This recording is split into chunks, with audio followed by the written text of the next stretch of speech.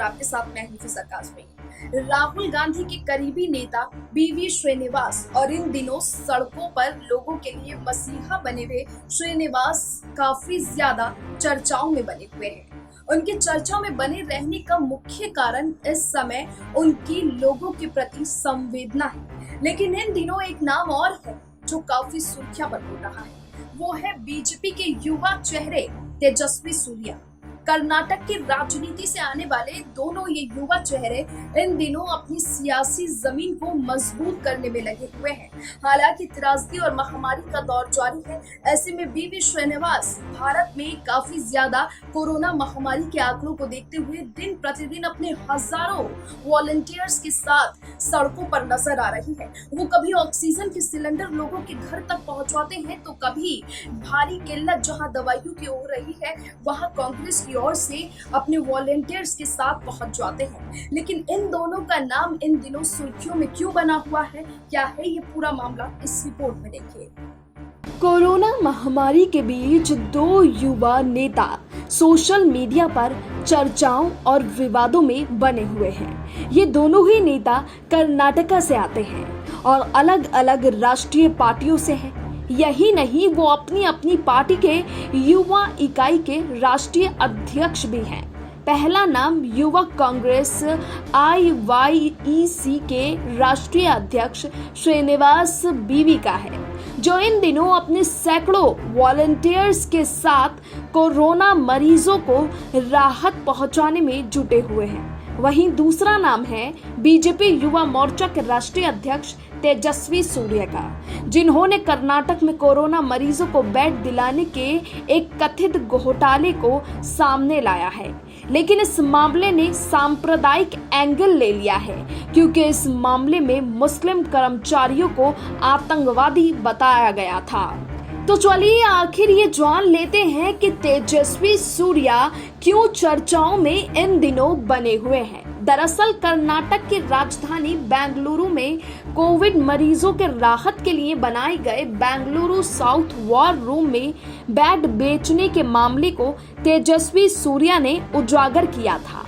उन्होंने दावा किया है कि उन्होंने इन मरीजों से बात की है जिनके नाम पर बेड बुक थे, लेकिन उसे पैसे लेकर किसी और को बेच दिया गया था। तेजस्वी सूर्या अपने विधायक चाचा रवि सुब्रमण्यम के साथ कोविड सेंटर का दौरा करने पहुंचे थे, जहां उन्होंने वॉर रूम में काम कर रहे 206 लोगों में से सिर्फ 17 मुस्लिम कर्मचारियों की योग्यता पर सवाल उठाते हुए उन्हें आतंकवादी बता दिया था। इस पूरे मामले ने देखते ही देखते तूल पकड़ना शुरू कर दिया। हालांकि बीजेपी नेताओं के आरोपों पर वहीं खड़े कर्मचारी ने जवाब दिया था कि आवेदन आमंत्रित किए जाने के बाद ही सभी की भर्ती की गई है। इसके बाद भी रवि सुब्रमण्यम ने कहा कि केरल यही लोग आवेदन भेजे थे।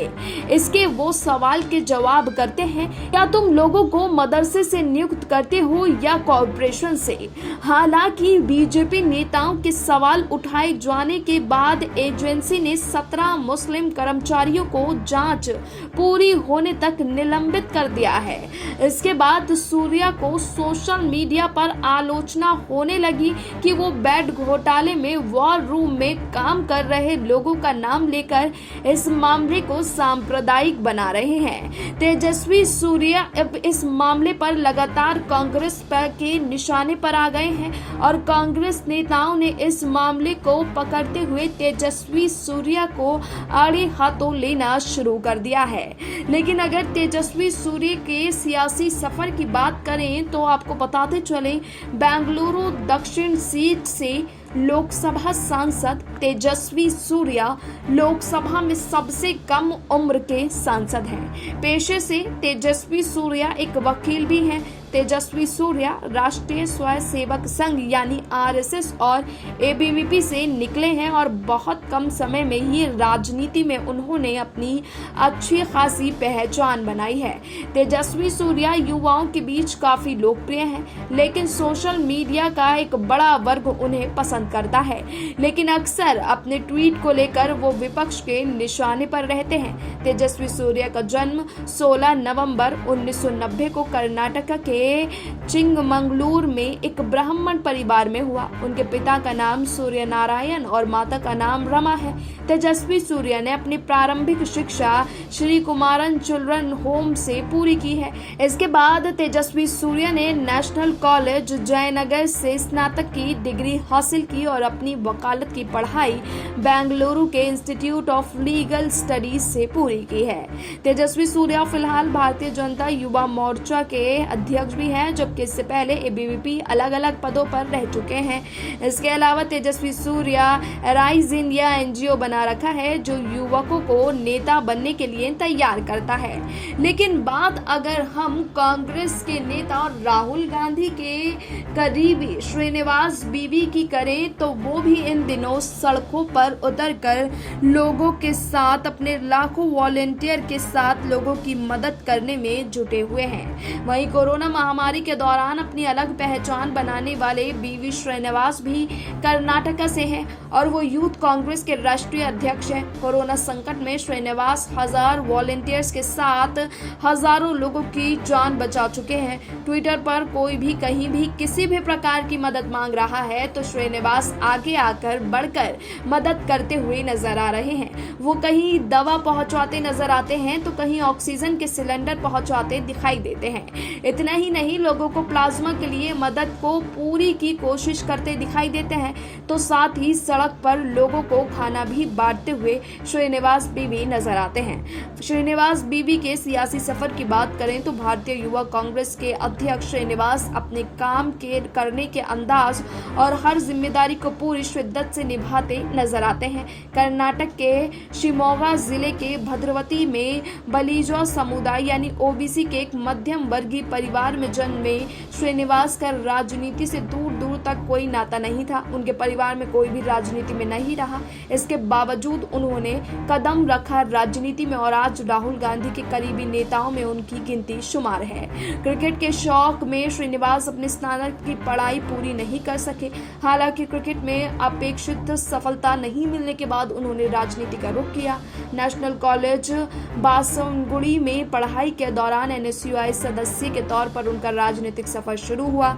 इसके बाद अपने मुखर विचार और स्पष्ट राजनीति सोच के दम पर ब्लॉक स्तर से जिला स्तर और फिर अब राष्ट्रीय स्तर पर भारतीय युवा कांग्रेस का मजबूत चेहरा बनकर वो उभरे हैं। उन्होंने जमीनी स्तर के एक सुचारू कार्यकर्ता के तौर पर अपनी पहचान बनाई है। यूथ कांग्रेस के तमाम पदों पर रहते हुए साल 2019 के लोकसभा चुनाव के बाद श्रीनिवास यूथ कांग्रेस के अंतरिम अध्यक्ष बने और साल 2020 में उन्हें पूर्णकालिक अध्यक्ष की जिम्मेदारी सौंप दी गई है। लेकिन अब देखना होगा कि आने वाली राजनीति में राहुल के करीबी बीवी श्रीनिवास अपनी जमीन को यानी सियासी जमीन को मजबूत कर पाते हैं और क्या तेजस्वी सूर्या अपने पर लगे इन आरोपों से खुद का पीछा छुड़ा पाते हैं। क्या होगी दोनों की आने वाले समय में राजनीति, तो फिलहाल आने वाले वक्त में ही पता चल पाएगा। अभी हमें दीजिए इजाजत, अभी के लिए इतना ही, लेकिन देश और दुनिया की तमाम बाकी खबरों के लिए आप जुड़े रहिए SPN9 न्यूज के साथ।